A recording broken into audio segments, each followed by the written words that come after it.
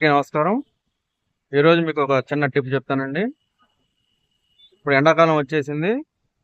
మనందరం కూడా పుచ్చకాయ తింటా ఉంటాం.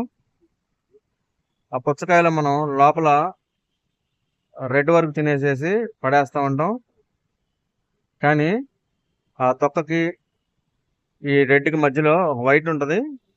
అదొక దోసకాయ టైప్లో ఒక కండగా ఉంటుంది.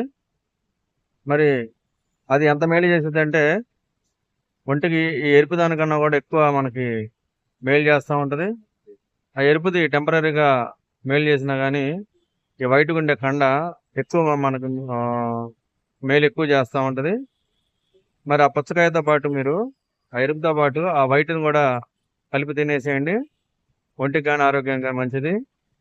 అలా ఇష్టపడపోతే ఆ తొక్క తీసేసి ఆ రెడ్ తిన్న తర్వాత ఆ కండని ముక్కలు ముక్కలు చేసి ఉప్పు, నిమ్మకాయ, అలానే పుదీనా 3 కలుపుకొని తింటే రుచికి రుచి, ఆరోగ్యానికి ఆరోగ్యం.